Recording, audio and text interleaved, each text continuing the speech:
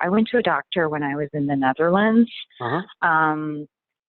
Because I was absolutely panicking about this flight that was coming up. Yeah. And the doctor, originally I had taken some Xanax, which had been prescribed to me. Yeah. And the doctor said, I think really what you need is something a bit stronger that's more long lasting, like Valium. And I have to tell you, I did not think it helped me at all. Yeah.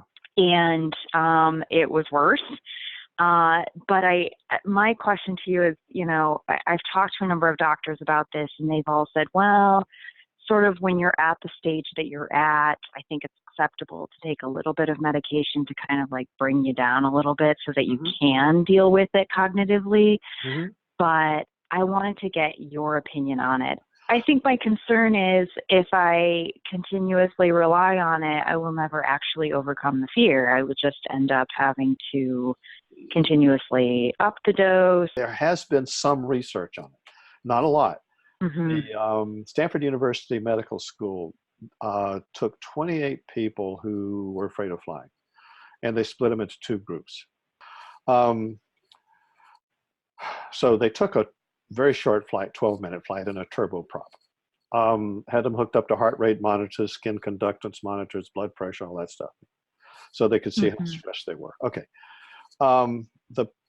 Half the people were given Xanax and half the people were given a placebo. So nobody knew which they had. I don't know the exact numbers, but it was something like this. The people who had the Xanax on the first flight had an average heart rate of 117 beats per minute. And out of the 14 people, only one person reported a panic attack. Okay. Okay. So what about the people who unknowingly had a placebo? There was about 43% of them had a panic attack. But the interesting thing was their heart rate was down around 104. Okay, so now I should tell you, one of the reason they decided to do this research, they thought, well, look, if you take Xanax and it gives you a good flight experience, can you then say, okay, now you are desensitized, and so now you can fly without Xanax. Okay, so they come back the following weekend and they fly again, and now everybody gets nothing. Okay. So what happened with the people who had the placebo on the first flight? Remember, I think it was 43% had a panic attack. It went down to about half that. Wow. So obviously those people got some desensitization from the first flight. By not being on it. By exposing themselves. Right. Yeah. Now, but what happened with the people who had the Xanax? You would think, well, at worst, there would only be, maybe they would have the same level of panic attack that the placebo group people had on their first flight. Couldn't be above 43%, right? That's what logic. It was over 70%. Oh, wow. Okay. And then the researchers thought, what is going on here? And then when they said, now, the other thing that they thought was interesting is how come the people on Xanax had such a high heart rate? And so what they theorized was that when you take the Xanax, you disconnect your cognitive part of your brain from the unconscious regulation system. So what you end up doing is, you saw the heart rate was up really high. They said basically without your cognition at work calming you down, your cognition is there saying, hey, I don't give a shit because I'm fine. And meanwhile, your unconscious part of your brain is just getting the hell kicked out of it, see? And so they figured that what happens is that if you take Xanax, you actually increase your sensitivity to flying. Now, I almost believe it. I'm sort of like roped into a cycle at this point because my fear wasn't as great, a few years ago. I was nervous, but it wasn't to this level. And someone said, well, why don't you try taking a little bit of Xanax to just sort of get over it completely. And now I feel like I have to take more. And Well, yeah, it won't give you what you're looking for. right. No. And you're right that So, okay. as you continue taking it, you're going to need to increase the dosage to get it to do the job. And sooner or later, it's not going to do the job because you're going to get super sensitive to Right. flying. But what you can do at this point is now you've got something else that'll definitely work. So you could take a small dose the first flight and break it down a little bit next flight. Yeah. And within a few flights, you'll see that this works better than the Xanax. You don't need it. Okay. I Yeah, will do that. yeah, that'll work. Did anybody else here use Xanax or have any experience with it? I did. This is, Oh, I'm sorry. sorry. Oh, sorry. Go ahead. That's okay. That's okay. You can go Yeah, first. Katie. It's Yeah, all right. yeah. Go ahead, Katie. Oh, sorry. Okay, quick question for you. I mean, I was going to piggyback on the question about the Xanax because I read the book and I'm really motivated Mm-hmm. to do all the strengthening exercises. Yeah. However, I'm just curious. I mean, I've taken Xanax in the past. Like I said, I haven't flown for a really long time, and I'm planning on taking my first one in November. But my hope is that through the exercise, I won't need to take it. So Right. what I'm trying to do is I'm going to bring it with me on the flight, and then if I do need to take it, Parachute. I will. Yeah. I guess my question is that I want to be able to do it without medication. I mean, that is my hope. If Mhm. if I find that I do feel like I need it, does it inhibit progress in, I guess, with this treatment? You know what I'm saying? Will it inhibit the unconscious, like knowing with the oxytocin? I don't want a quick Band-Aid. You know, like I want to be able to. I think what I would say is that if you find that you need to drop the Xanax, then we Yes. need to go back and look at why you needed to. Because Okay. what I've been hearing from people is that when they take it along like that, they end up not taking it. So if you find out that you end up taking it, then we got to figure out why you needed it. Okay. Thank you. Okay. Janet, what'd you have about that? Jane. Oh, Jane, I'm sorry. That's okay. No, before I took this course, I was relying on Xanax, and for the longer flights, it was great because like a 3-hour flight felt like 3 minutes, and I loved that. But for the shorter flights, it just didn't kick in. And then also for those longer flights, when I got to my destination, I was such a zombie. My family and friends were like, don't do that again, because it took like maybe 12 hours to come out of it and be myself. And I missed half the trip because I was so out of it. So that's why I really decided to take this course, because I didn't like the way that Xanax, I mean, it did make a 3-hour flight seem like nothing, but I realized that the after effects were really bad. After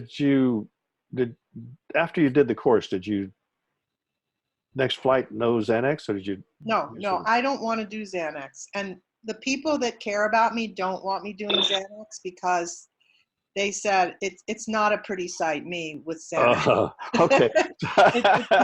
It literally ruined a whole day, of travel afterward, because I was saying weird things and I was half asleep and I was just like a zombie. Well, how would you compare the benefit, so-called, of whatever benefit you got during the flight? How would you compare the benefit during the flight versus the benefit of doing the program? Well, the benefit of Xanax is that you feel like you're asleep and you don't know what's happening, which I guess if someone's feeling bad, that can be a good feeling temporarily. But the course was much more felt victorious, like that, like, okay, I'm conquering this. I'm not just avoiding it by falling asleep. I'm conquering it. I'm working on it. I'm coming up with, a healthier way of dealing with it, as opposed to just medicating myself and putting myself to sleep.